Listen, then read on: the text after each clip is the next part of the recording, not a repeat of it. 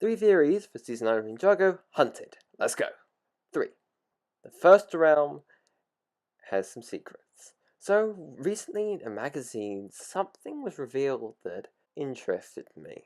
Now, I have had an idea for a long time that possibly the Dragon Hunters aren't Oni. We've been led to believe they are. However, some things didn't really add up for me. From the fact that they were basically scavenging around the place, the fact that they seemingly relied on their technology more than anything else, and the fact they didn't really resemble what we saw in that drawing, kind of led me to believe that perhaps they were, well, scavenging. Now, this has grandiose implications for the series, and raises more questions than answers. Where did they come from? Who are they? But more specifically, why are they there? You see, we don't exactly know anything about this realm. All we do know is that it was where the first Spinjitzu master was from. Throughout the entire time of Ninjago's creation, we've been given on layers and layers and layers of more interesting, exciting information. Be it the introduction of realms, the first Spinjitzu master's tomb, time travel, whatever it was, each season has upped the ante at least a little bit, or it's given us a nice parallel to that in a different way. This time, we've reached the tip of the mountain, the first realm, where the first Spinjitzu master came from. Odd. You'd think that a realm that important would house some pretty powerful enemies and allies. However, on close inspection, you realize that something weird's going on there. Throughout all of Ninjago's, runtime, we've been focused on Ninjago, and then there's Chima as well, and then there are a few realms that add on to it. The first realm has been separate from all that, and has basically been giving its own story. We're interlocking these stories, and we see that things are not as simple as they look. Just like Ninjago basically falling apart, just like the Cursed Realm having its own plot, and everything else before. The first realm has some secrets, and I believe they're going to be revealed in this season. However, I don't think they're going to be as straightforward as I've just laid them out to be. It has a history, and we're going to learn it. 2. The death of a character. In a recent interview with Brent Miller, at the time of the recording, they've not all been uploaded, Tommy and Drayson said something interesting. He revealed that in Season 9 of Ninjago, someone will die. Now, of course, you'd imagine everyone would think, hey, it's going to be a main character.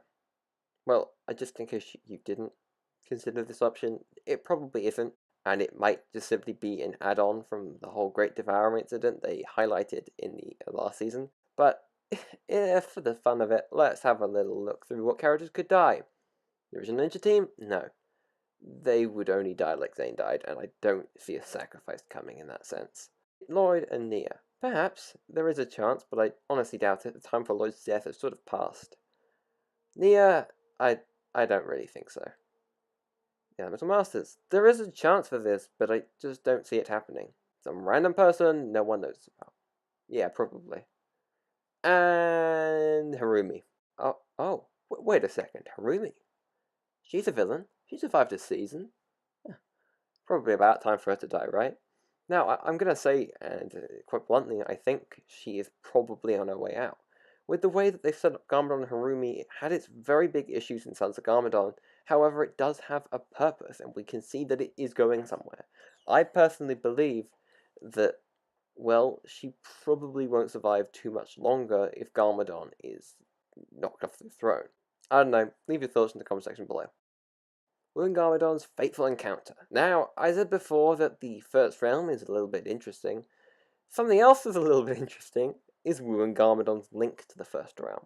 Now, originally I theorized that perhaps Garmadon and Wu had some form of balance control over the first realm, and there'd be some war going on there with the Oni and the dragons, and they'd be fighting, and Wu and Garmadon in Ninjago would be affecting that to a great degree, allowing either side to win or lose. That idea may not have been completely out of the park.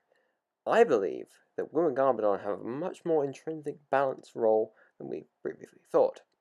Garmadon's return marked a new point in the series in both marketing and lore. But Wu also had this change. You see, he was reverted with the Time Blade, but nothing said he had to have been aged up by it.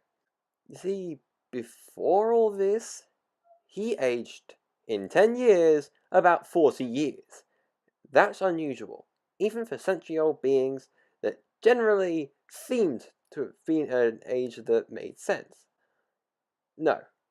Apparently, this is different, and I think that this has something very, very important to do with the balance in general. I think, and this is what I think here, all of this is what I think anyway, we're not gonna see anything about the Oni and the dragons and their war. We'll hear about it. Perhaps maybe we'll get, like, Overlord return and it reveals he was the Master Oni the whole time, even though that... I made a video on that, probably not the most logical way for them to go. Wu and Garmadon have embraced the darkness and the light, and with Wu's now younger self having to go through life again, he will have a brand new view on basically everything. And with the fact that he's taken the spotlight with his armor, indicates that maybe he will be the one to fight Garmadon. I said earlier in the video that perhaps it would be Nia and Lloyd that would go after Garmadon and Harumi. Possibly, that could happen. I think it's more likely, though, that Garmadon and Wu will clash at the end of the season. So, thank you all for watching. I really have to stop making this video now. I've been at it way too long. It's not great, and the content will improve over, the summer holidays. Basically, after the next 2 weeks are over, I'm free. Thanks for understanding, and I'll see you guys next time. Bye.